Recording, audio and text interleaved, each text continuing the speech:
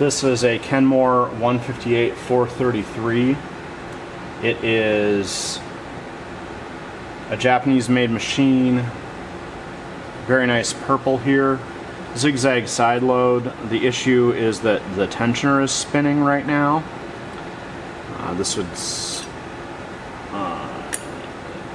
So I'm going to have to get the tensioner out and monkey with that, and I thought since I've never had one of these tensioners out, I'd share it with you. So the cover of this machine has 2 screws to keep the end cap on. This particular machine is on my service bench and looks like it is just beautiful. So pull the tensioner out here, and there's our set screw to hold the stem in. Let me move the camera so we can get a closer look at this tensioner. Inspecting this tensioner, it should set in the machine like so. It is twisting freely on the post. You can see I turn, it just twists freely on the post. And this take-up spring is bent. So start with removing the set screw that holds the stem in the body. And when we loosen that, then this should just, yep, there we go, slide right out. And this take-up arm is bent really badly from being overwound. So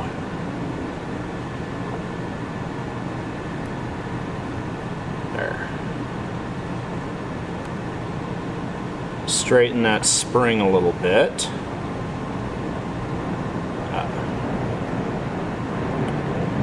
There we go. That should solve that. And since we're here, I'm gonna take the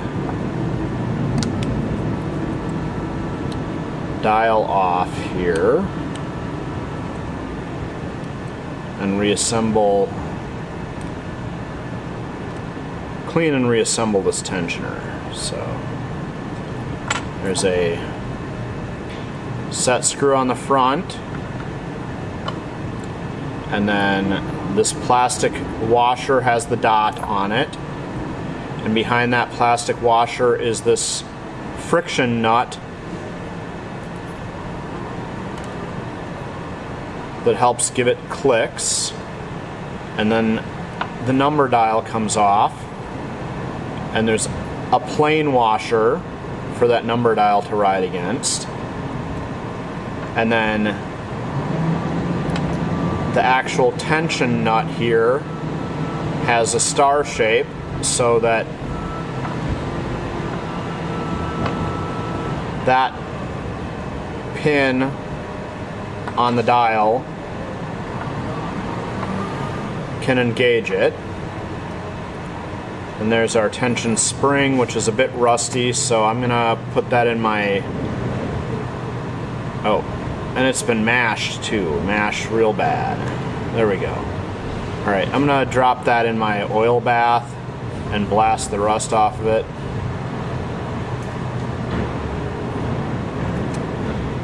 So the tension spring came out, and then our tension cup.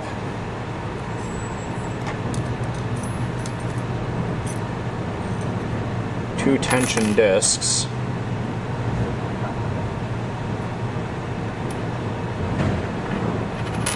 Those are clean and in nice shape.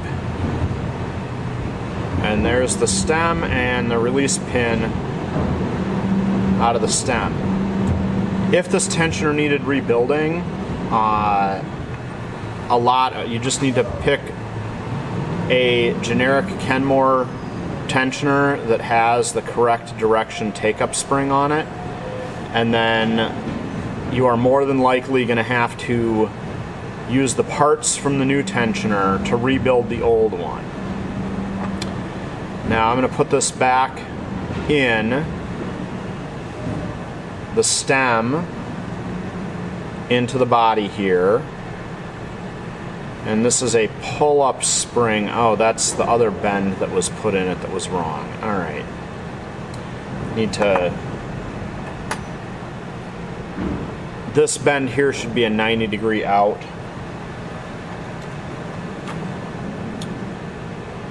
So...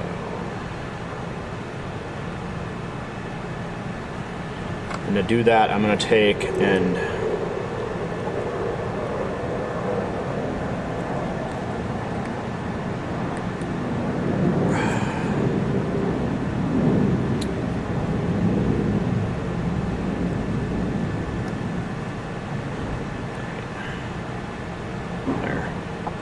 You can see better that I'm using the screwdriver to try and bend that gently, and then of course I immediately muck it up. Trying to get that to stay round as I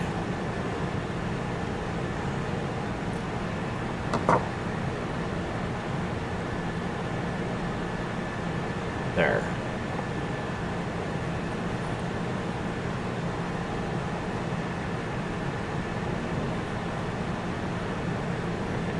So fit that back on the stem, and now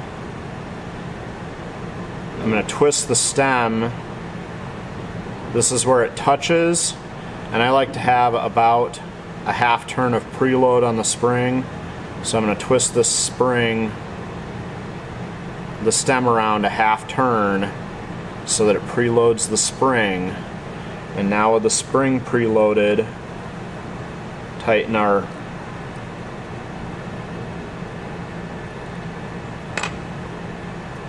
stem in, and see it, spring goes about halfway before it hits the notch, and now it'll pull down and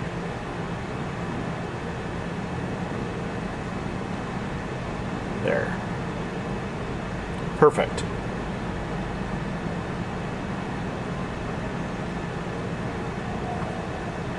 Alright, so we'll then put our 2 tension discs back on and our tension cup.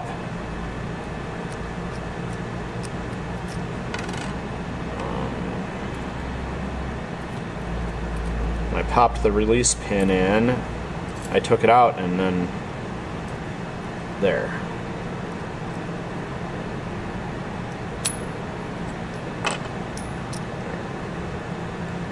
Alright.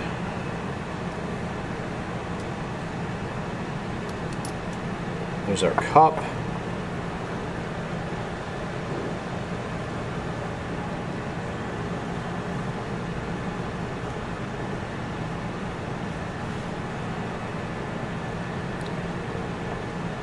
The spring.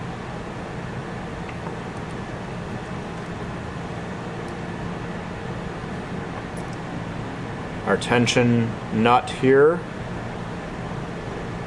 And I put the nut on until it just touches the spring a little bit. That way you can wiggle all of this pretty easily, and that's about 0 tension, roughly. And now the tensioner sits in the machine with this finger to the side, so we want our 0 to be roughly top center there. And then we'll put our little tension spring in, and our indicator here, which our plastic indicator washer here has the stop, and there's a notch in the front of the dial, and of course I have a magnetic screwdriver, so it popped that washer out. Alright, there. So Alright, now with all that in place, we can put our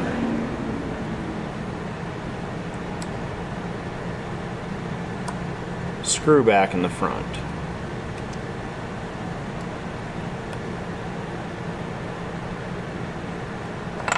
Alright, now our tensioner